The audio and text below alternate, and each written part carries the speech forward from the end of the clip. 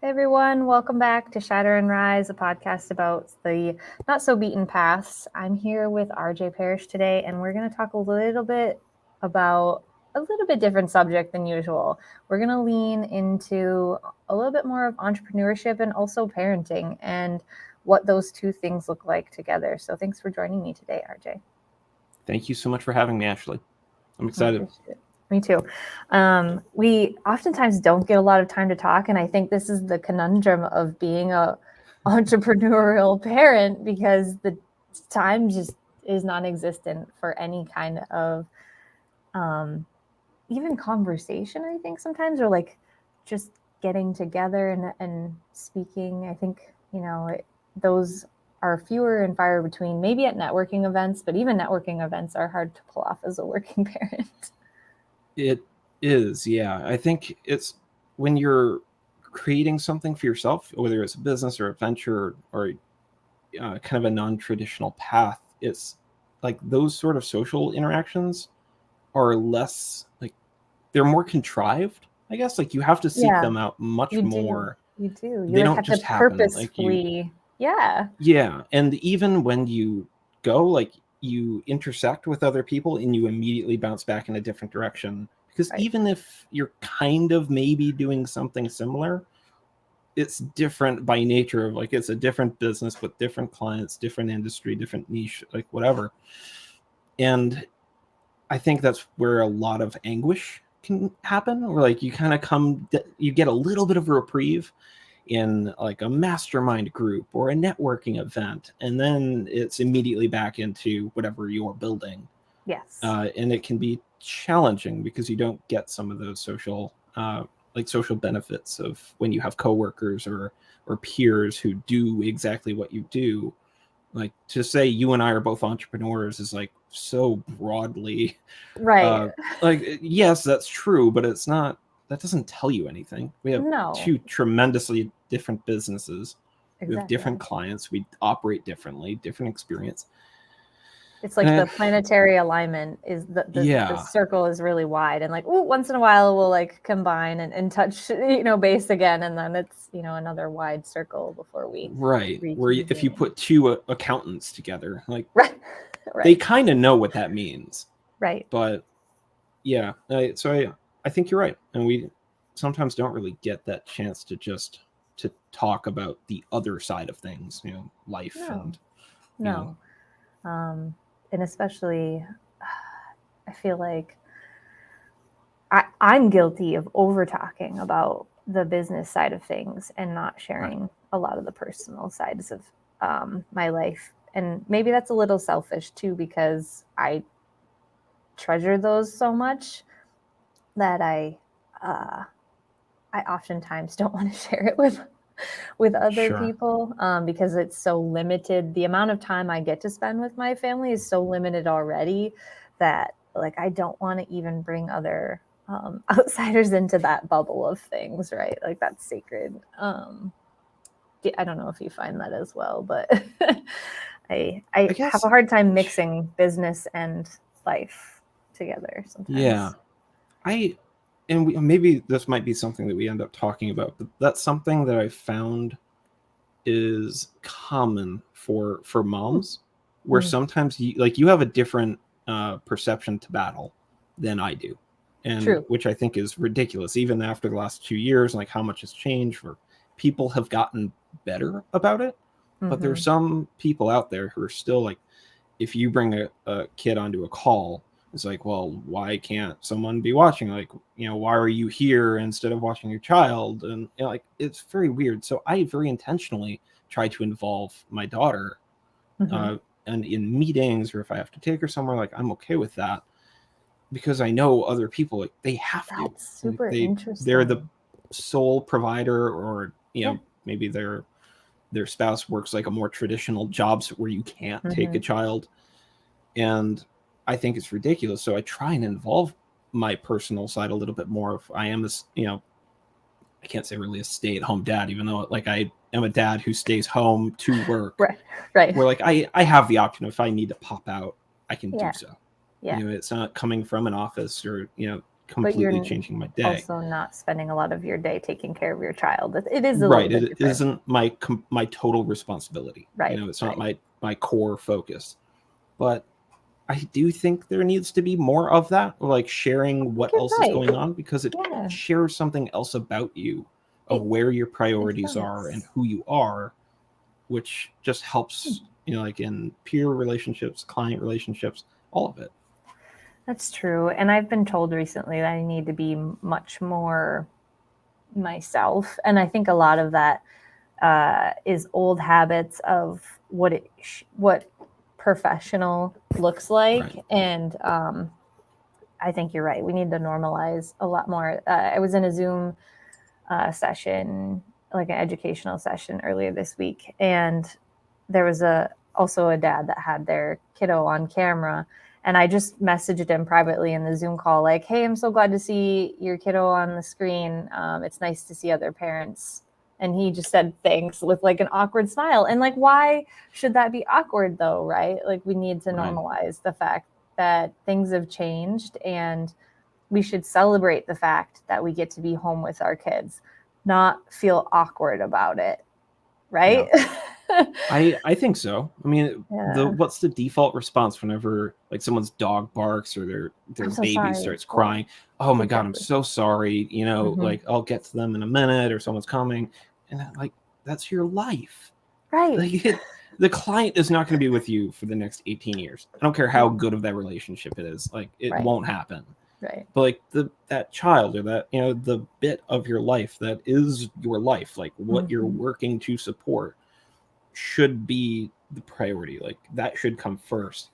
And there's some nuance here. If you have a toddler on your lap in a meeting and they're losing their mind, screaming and throwing a fit, like if there's someone that can watch them, like maybe get help, or like be like, hey, give me 5 minutes, I gotta deal with this. Right. Because you're also not being the best your attention span can't be super involved at that point. Right. That won't be a good meeting. No. But having it be like it's a situation to address, not like a lifestyle problem that you shouldn't oh my have God, I'm so sorry, I have a child. Because you have a child, exactly, or a dog even. It's kind of like those really cheesy signs that you put on your wall, like the dog lives here, you don't. So I'm not gonna I don't make allowances, or I'm not gonna put the dog away, or no, the dog can't go outside because he lives here and you don't. Those kinds of things, but applying it to the virtual world, I guess I haven't approached it from that, and I'm really glad that you said that, because it's super true. I'm hypersensitive to other people and like their reactions to things. So I'm over apologetic all the time. And I think that's probably a Midwesterner thing that's just like ingrained in us as well. And I have a lot of work to undo those types of things. But also from just we should be celebrating that standpoint, like a more positive standpoint of, I get to work from home and I get to take a lunch break and sit at the table with my kids and husband. Isn't that like what all of us really want? Like, I don't imagine a lot of other parents, well, maybe some people like the time away from their family, but a majority of us have families because we enjoy it and we enjoy spending time with them. So I think and there are some, I mean, I think there's a lot of things kind of going on. There's some old school mindset where it's like, I've bumped into it with some kind of more old school people where I can see it cross through their minds if they're thinking like either his wife died and there's like a tragic thing that I should probably not bring up, because like why else would this young guy have a child and like during the workday, like what else could be the answer here, to like, oh, he has a child out of wedlock and it's like a scandal and I'm gonna quietly judge. And I'm just like, I can see the thought happening, like, could you maybe just like, and then they hear like, oh, I work from home, like this is clearly a spare bedroom, I'm not in an office environment, my child's bedroom is 8 feet that way, And sometimes she just like wants me, and that's just the way it's going to be. And that's why, how I've built my business, to be able to do that. Yeah. Not everyone that's has. huge too, because not everyone has. And so I that's kind of where I found, or I'm hoping my niche is, right, is helping people build the business that includes that part of things. And I guess I need to do that more for myself too, right? Because I think a lot of us feel like we need to have that more office type setting. We feel like we can't implement other opportunities or the things that we really wanted.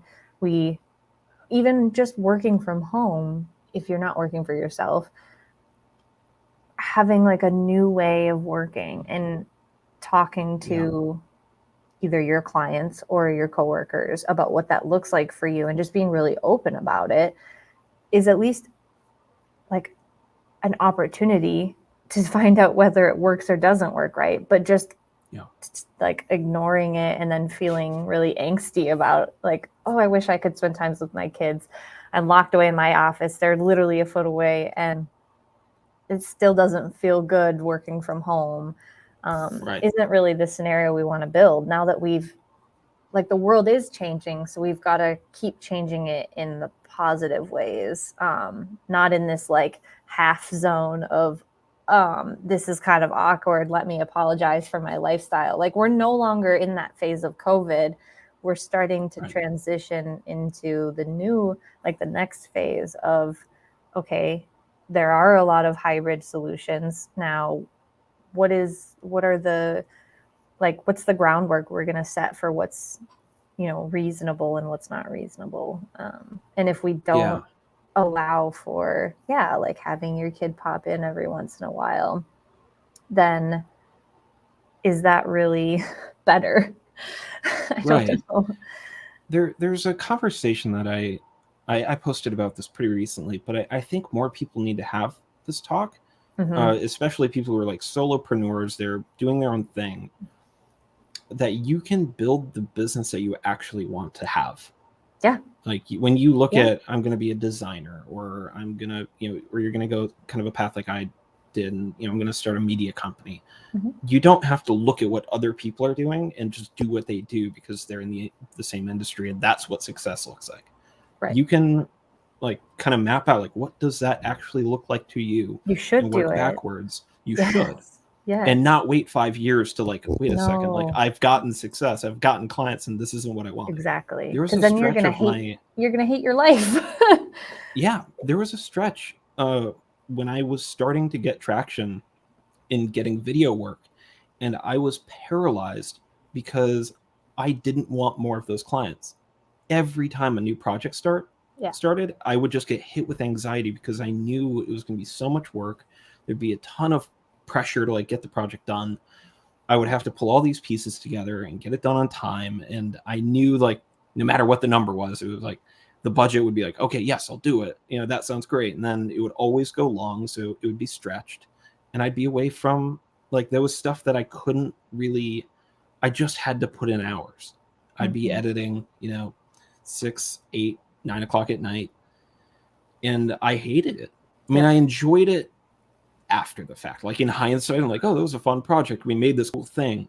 But in the middle of it, I would just be completely overwhelmed. And when it came to trying to find the next project, I was just completely deflated because I didn't want that. No. So when I had when my daughter was born, I had a hard reset of like, I can't be doing that. Like one, that's a terrible example for her. Right. But two, like, I don't, like, there's stuff that only happens one time that I refuse to miss. Like I decided very early on. That's so awesome. I'm glad you did. Like 6, 7 years in the future, like I knew I am not missing the school event. Hard stop. I will, like, that is my metric of success. I will be like, I'll be the only dad there. Yep. Like, and that might very well be the case. I have not missed a pediatric appointment. Yeah, exactly. I have not, like, none of first steps, first time that they spit out their peas at you because it tastes gross.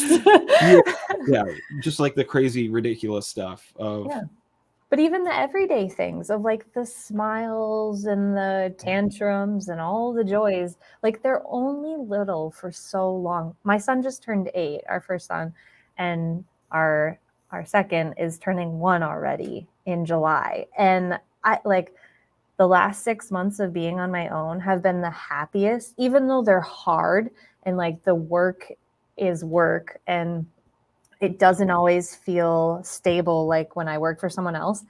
None of that matters because I've never felt so much joy in my entire life of being able to just experience. Like the other day, I went to my son's, they had like end of school, they did a tie dye. And she asked, can some of the parents come and help? Because that's kind of a big job to wrangle that many children to do like dye, liquid dye, and not make a giant mess. And there were 2 other parents there, 2 moms other than me. And my kid's face just lit up. He was so excited and happy. And he's like hugging me and he's like, Mom, I'm so happy that you were here to do this. This makes me so happy. And I almost cried there on the playground with all these kids because I was like, can you imagine if 6 months ago I had been not here and I'd been on the same path I was back then, I never would have been able to do this. I would have lost that moment. And again, you don't know what you're missing until you kind of get the chance to try it. But nothing has made me want to fight more for even my own business than the joy that comes from that not missing that moment, right? Of just the little things that add up to like, this is why we do it, right? Yes, I want professional success in my terms. Like I want to help the world and do good things and feel like I'm doing meaningful things. But at the same time, I'm not going to sacrifice that other, like the other part of it. And I think, we need to normalize and encourage more parent entrepreneurs to make sure that like they're doing that right out at the gate. Like anytime you have a life change, reassess what success should look like for you. Yeah. That I think should be everyone who's kind of on that cusp of thinking like, maybe I want to go it alone. I want to build my own thing, start a business, like quit my job and, see what happens. They should go through some sort of I hesitate to call it this, but like a lifestyle design plan. Yeah. And most people lean into like, what car do I see myself driving? Like, what kind of house do I want to buy? What kind of vacation? That is not the point. No. Like, what does Tuesday afternoon look like to you? Like, exactly. There's the big grand stuff, like having the financial freedom and flexibility to do that kind of stuff is fantastic. Agreed. And you can work up to that. But when you start looking at how, like, approaching it from the right mindset of, if you want to work only 3-4 days a week, you can sustain yourself doing that. Yeah, it's not impossible. It's definitely not. It's not even like, there is a very real unexplored opportunity, I think, to not try and be like, I'm going to make 6 figures, which I think is a dumb target, because $100,000 is versus $900,000 is tremendously different. It really is.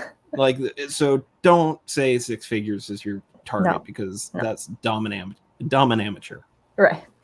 But having a sense of like, I'm going to work on client work for like 10 to 20 hours a week, and then I've got like admin and marketing and some of the other stuff for another 10. Like, that's very realistic. Yeah. Like, you can do that it doesn't have to take like years to get to that point. No. And if you have a good sense too of where you're at financially from like tracking your purchases and things that you need to spend on your business, and like a real overview of both your personal and your professional finances, you're able to see, okay, this is how much I need to make each month, and then break that down into the amount of hours that you want to work, and then you have a per client basis of where to start, at least, right? Right. It seems overwhelming. It really does at first, and a lot of it is just us getting over the fact that we have to charge money for our services that might seem because we've not been taught how to do that, right? To just tell someone it costs me $10,000 to build this thing for you, right? Well, yeah, because it's going to take me 6 months. So like Right. when we go to the grocery store and we pay $20 for a movie, we don't think of like all the stuff behind it, right? We just say, okay, I'm willing to pay $20 to watch this movie. We didn't understand how they priced it. We didn't get into arguing with them about how much it costs. We didn't like, and as people making that shift into entrepreneurship from working for someone else, like we just have to teach ourselves how to have those conversations. And there's tons of stuff out there, right? And just get past that barrier, because I think that's one of the biggest things that holds us back from being able to attain then that lifestyle, right? Is that we understand how to charge what we need to charge in order to have that life and be okay and comfortable with it. Yeah. One of the biggest kind of mind shifts that really helped me get over that, because when you do work for someone else, you just know, I get paid X amount per hour, or I'm on salary for this amount per year, and I, whatever that number is, it's 60,000 a year. So what, that's probably 22 an hour or something like that. 25 an hour, 28, 25, yeah, something like that, 28, minus yeah. taxes. So, okay, whatever that under might be. 30, yeah. Right. So even looking at something that, okay, this is going to take me, 2 months to execute on, and I'm going to charge whatever the equivalent of that would be if I was making 60,000 a year. So, 10, that would be about 10,000, right? No, 12, 5,000. so 60. 5,000. Yeah. So $5,000. But that's just what you would like. The only thing you're factoring is your cost to just live and do that project. Whereas in business, where you really can start to get ahead is looking at what would it take to hire someone and pay them well to do that thing at least as good as I can or better. I use like 80. If they can do it as 80% as well as I can, figure out what that number is, and understand like most businesses are operating on like either, it might be a 30% margin, it might be an 80% margin. Figure out where in your industry, and this is for services, like products starts to get a little different. But figure out like what that margin is.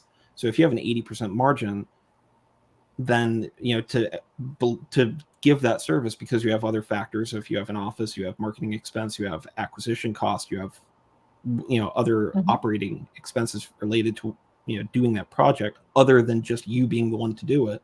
Right now, instead of $5,000, you're looking at $40,000. It's a very big shift to kind of factor that way. Right. But that's how you actually develop something that isn't just you buying yourself a job. Exactly. Which is not what you want. Like if you try to build freedom because you're like, I want to see my kids more, I want to be at the school events, you're not going to do it if you get into business and try to be everything to everyone.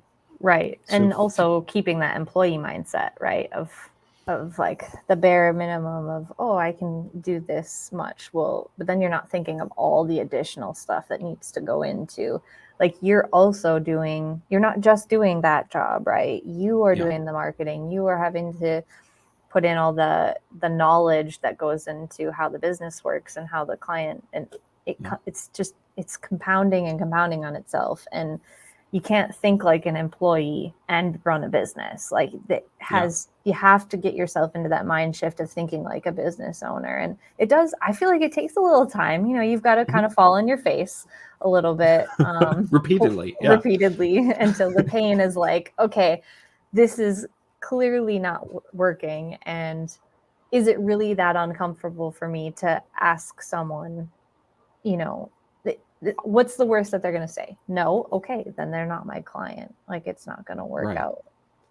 Right. I mean, the kind of end of that is detaching your identity from your business, which I also recommend. Not necessarily like if you start your business and it's like Your Name Inc., then you're going to have a tough time kind of distinguishing it from yourself.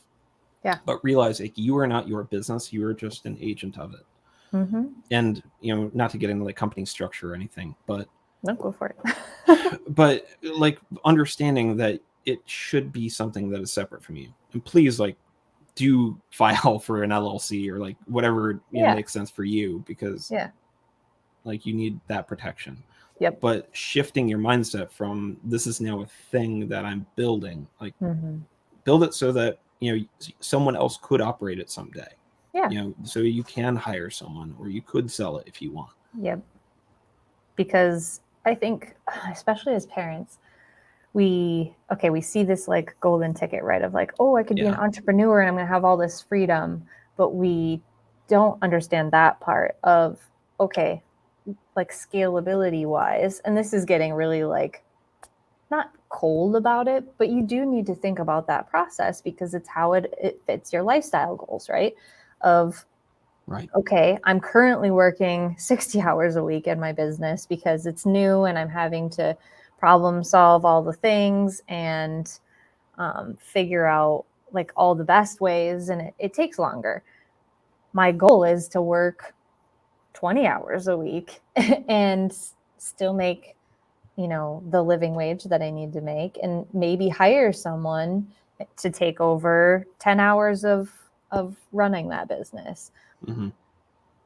If you understand that, you can plot out and set proper goals and align to that lifestyle. And if you don't know that, yeah, you're going to make mistakes of like taking it all in on yourself. But if you're looking at it from like that perspective of this is what I want, and again, it's your ideas of success, then you're much more capable of detaching yourself from the business itself, because it's not just about you anymore, right? It's also about your family too, and it's about the potential person you could hire that could also have some great stability and learn about entrepreneurship and change their life along the way. So we took up a ton of time talking about really great stuff, which I'm super happy.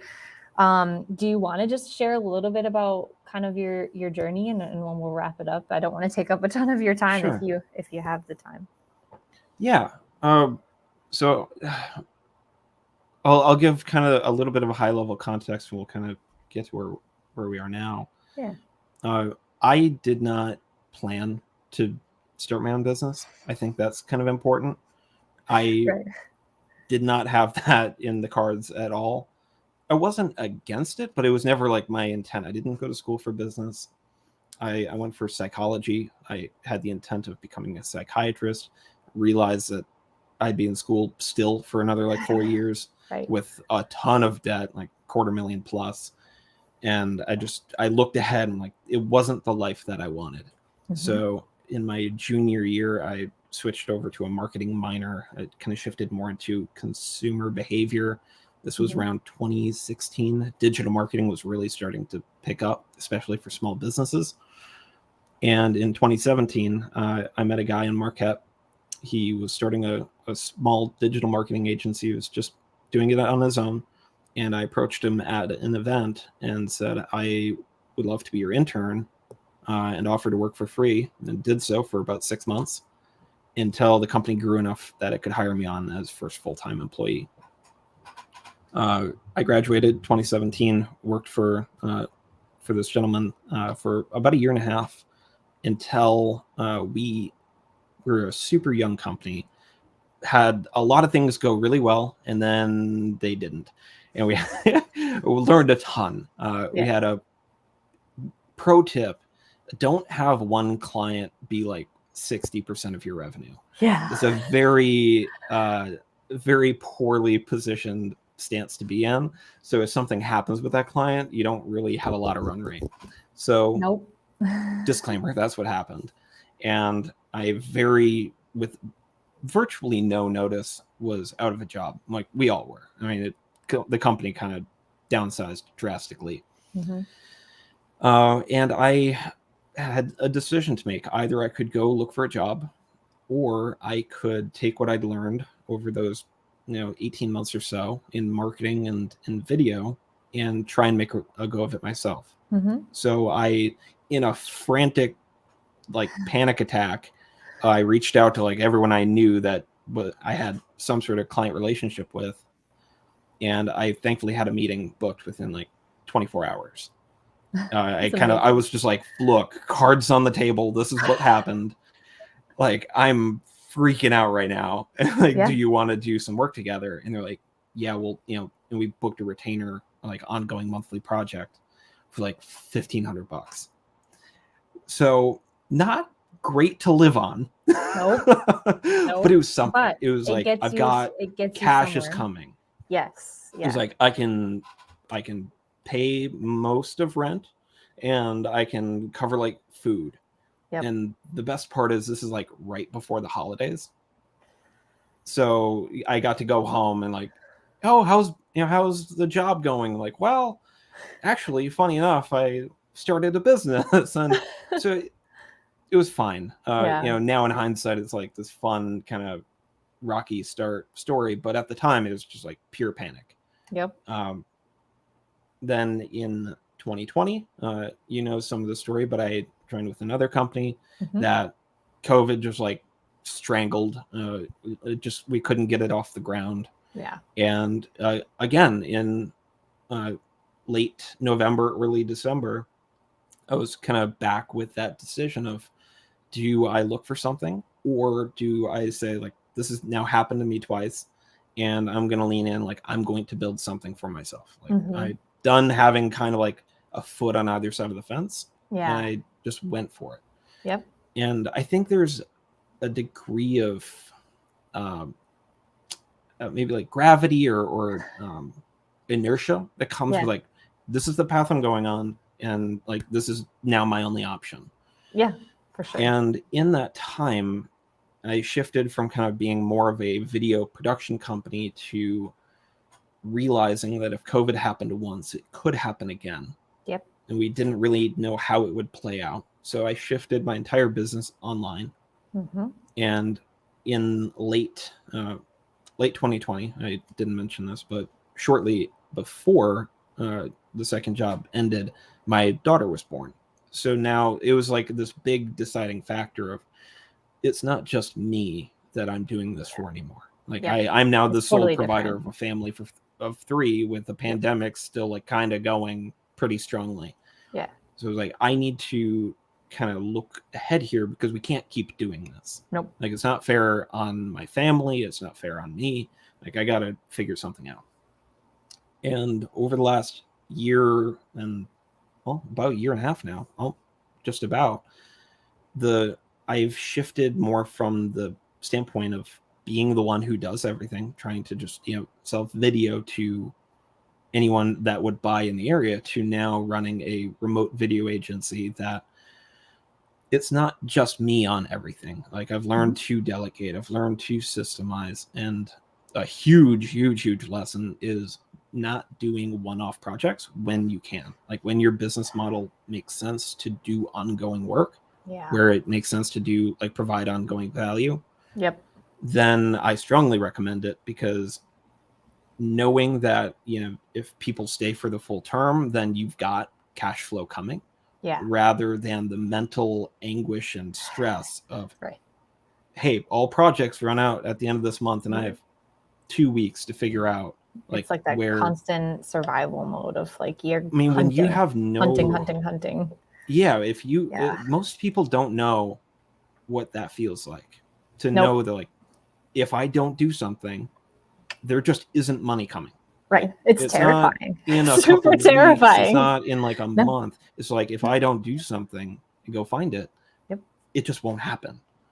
And in my particular circumstance, like, I'm the only person providing income. So it's like, full stop. Like, we just don't have money if I don't go get money. So I'm very motivated. Yes. But when you can learn to kind of navigate that and compartmentalize and like realize that not to just like hammer yourself with stress, and just go out and do what you need to do on a regular basis to make sure you don't put yourself in that position. So, where we are now, just to not go crazy into it, like Yeah. I'm not working 80 hours a week.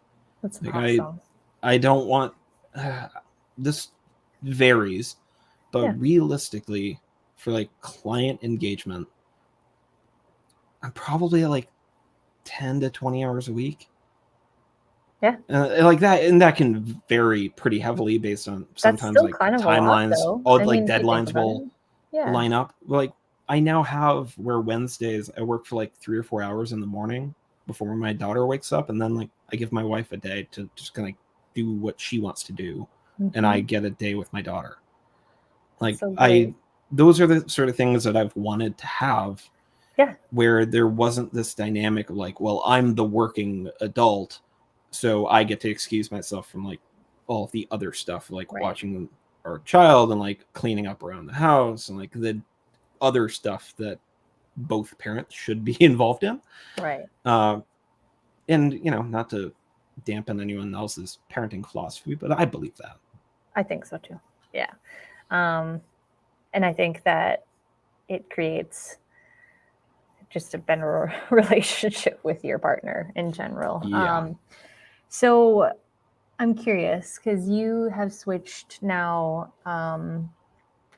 again, like you said, to not doing it all by yourself. Mm-hmm. Was there a moment when that clicked for you, or were you like slogging for a while before you were like just fed up with that? Like, how did you know to go that route,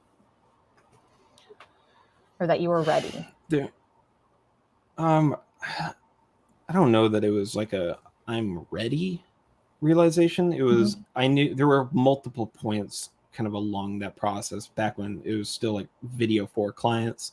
Yeah. I need to hire an editor, and then it would be like project to project, so there would never be enough like cash in the bank to like afford payroll if I were to bring someone on, and I didn't want to do like I didn't want to put someone else in that position where I couldn't offer them some sort of stability or like reasonable pay.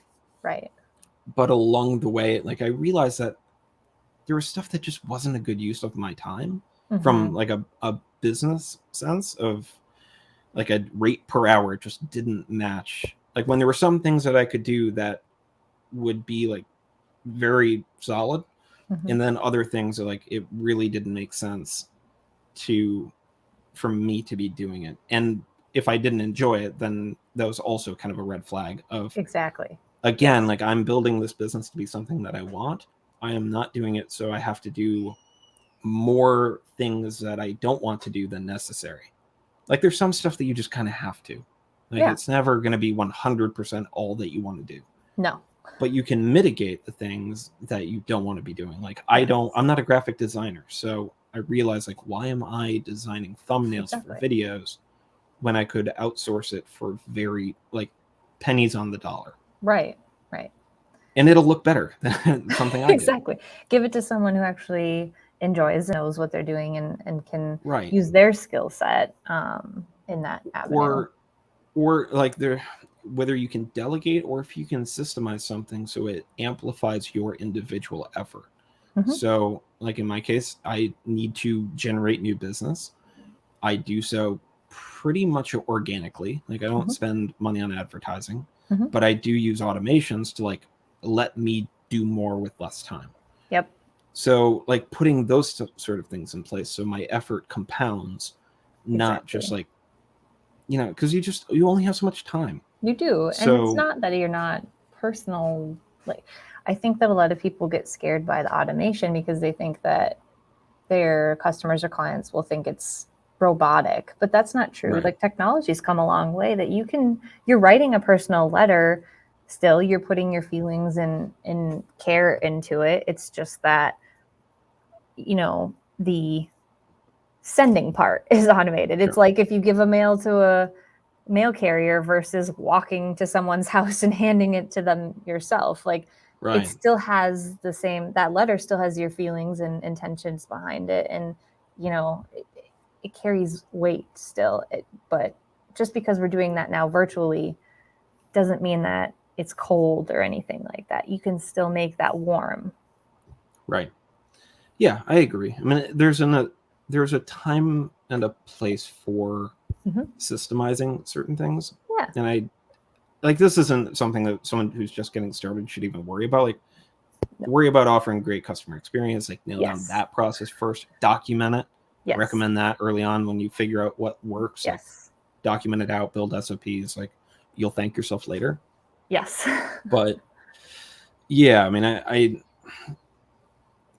that's not a good place to start out. Nope. But for those who are like trying to kind of maximize their time, there are tools available that if you like, you can invest a few $100s into tools, and it can really like mitigate the amount of time you spend on the mundane, so you can Right. focus on the things that are actually a little bit more meaningful. Yeah. And I think you actually get more time and attention to give to your people by doing those things, and make the services better and more influential. And especially like if that's helping you achieve your lifestyle goals, you're going to be a better person, a better business owner because of that overall as well. And yes, definitely not for starter people, but because you need to test and figure out what is the best service that you can deliver, and then figure out ways to automate that and find the areas that you like doing and don't like doing. But until you've kind of fumbled and bumbled through that testing phase, Right. it doesn't really make sense to approach it yet like that. So I 100% agree. And have you found, like, do you feel like you're, like, if you could just like visualize like the waves, do you feel like you eventually will want to have another relook at things? Because I imagine, like, as maybe your family grows or your lifestyles change, do you think you'll reevaluate, and tech changes too, right? Or like the way we do business changes, we can't account for that. Do you feel Yeah. like because you've built a business in such a volatile time, have you like set yourself up with like a backup plan, or like a first aid kit for, like, if something happens, right? Right. Like, this is like my approach. Like, this is our emergency plan, or how we adjust. Because I'm really interested in how you build resiliency as you face all these challenges, and then you learn from that, and you face more challenges and you learn from that. Do you feel like it's easier? Like, do the challenges not feel as scary anymore because you are so adept at approaching them? I don't know about adeptness, but I think there is a point where you kind of just, I think maybe you do start to take things in stride a little bit. Yeah, I like an I can't acceptance. accept it. Like, at this point, I feel everyone has a little bit of the like jaded, like, I am really tired of living through historical events kind of Right, attitude. right. And I don't, I think from my sake, I think I've always had a very internal locus of control. Like, I don't really care what else is happening outside of what I'm doing. Yeah, Like, I look at, for instance, like, a lot of people who are employed or need to go to an office are like pretty freaked out by the fact that gas prices are what they are. super But I high. look at them Yep. like, okay, well then, I'll like, just stay I home. know I'm not doing on location work. Right, Like, I'm not looking for anything that would require me to travel. right. You're more Where in because if I control had of to, your situation now. right. But I mean, that's where looking ahead of like, well, I don't Mhm. want to have to travel. Where before I did. If the Right. client happened to be in Traverse City, well, that would be 350 miles one way or something like that. Yeah. Like, it would just be what I had to do. Right. Versus now, where like I've kind of looked at, like, this is what I want, and I've kind of built it to be pandemic and recession proof. Hmm.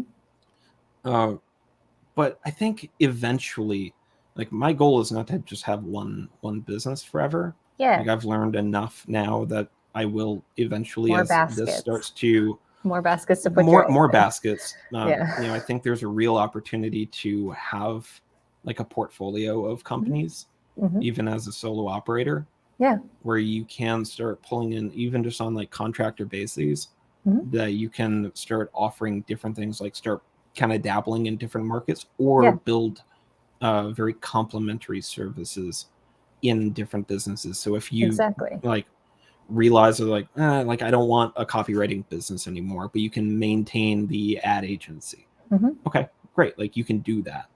Yeah. We kind of, so I don't know if you've gotten here for when Adam talks about horizons, but that's exactly what horizons looks at. And it talks about, okay, so you have your front runner, right? And that could be a startup, and then you're moving it into like the testing phase where you're kind of just figuring out like what's actually going to work for you. And then you move it into the final horizon, and that's where you've kind of perfected it, or you've pretty much made it as good as it's going to be, and the only thing left to do is automate it so that you have more time to then go and make another whatever that might be, project, arm of your business.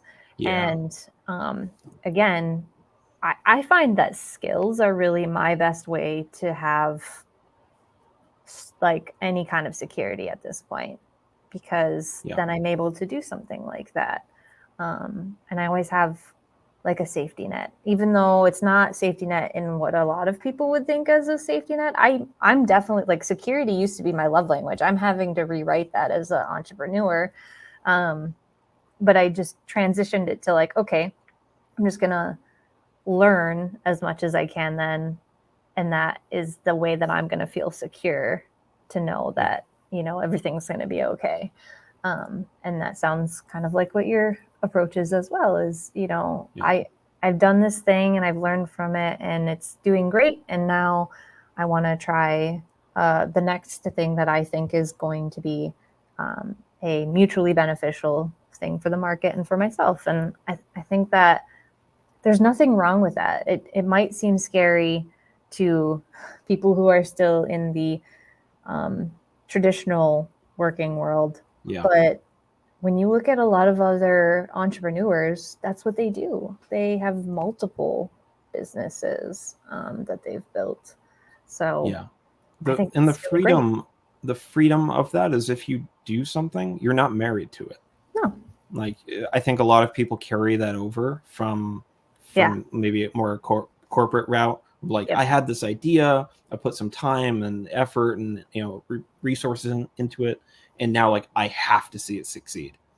If you go for 2 years and you're not getting any traction, there's no market. Honestly, don't wait 2 years. Like 6 months. No. Like figure out Give your yourself an market. adult time frame. I mean, give yourself a reasonable time frame based on what's realistic to you. And then figure out your one product to the one market and run with it until and like you can build $1 million business with one product. Like that's or one service. Like you can do that. And I think a lot of people get distracted along the way of like, okay, well, I've got a little bit here, I'm going to do this other thing now.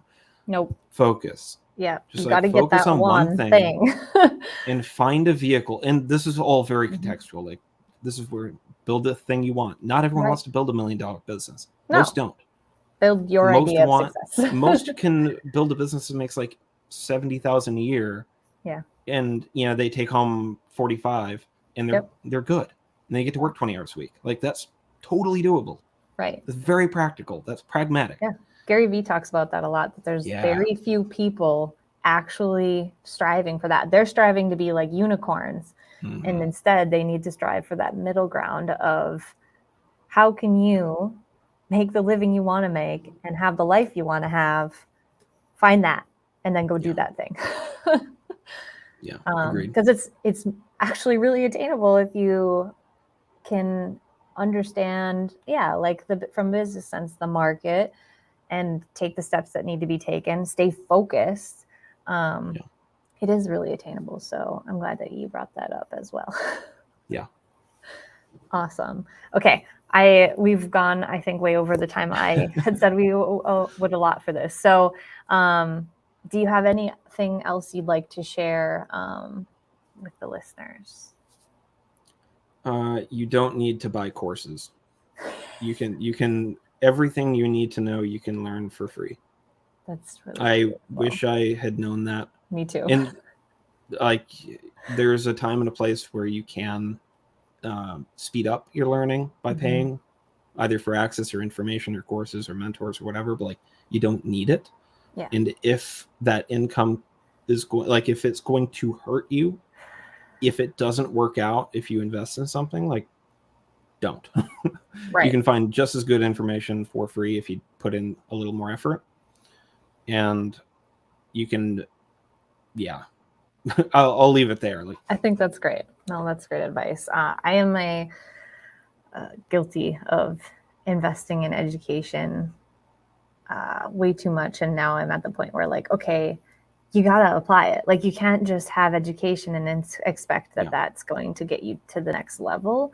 You need to apply it to the things that you've learned to your business. So there's always those twofold things. And yeah, the internet is a wide place. And a lot of the things that aren't available on YouTube are probably available in someone's head, and they're willing to teach you about it just by having a simple conversation. If you ask in a very polite manner, just like today. So yeah, I love that. Awesome. Well, we will wrap it up. Thank you, RJ, for your time. And I know we kind of took a couple of tangents, but they were great tangents. So I'm glad that we did. Yeah. Thanks for having me on. It was fun. Cool. Well, enjoy the rest of your day with your family. And I hope that you guys get to enjoy some of the sun today. It's finally warm here in our corner of the universe. So yeah, you got to soak it all in. Absolutely. Thank you. Awesome. We'll cut it off here, and hopefully we'll hear from you guys soon. Again, feel free to reach out. RJ is on LinkedIn. I will post his link in the description, and you can find him on there if you have any additional questions you'd like to ask him. He's a pretty cool guy. I'm sure he'd be willing to answer them. And same thing for me as well. So take care and grow tall and spread love, my friends. Bye-bye.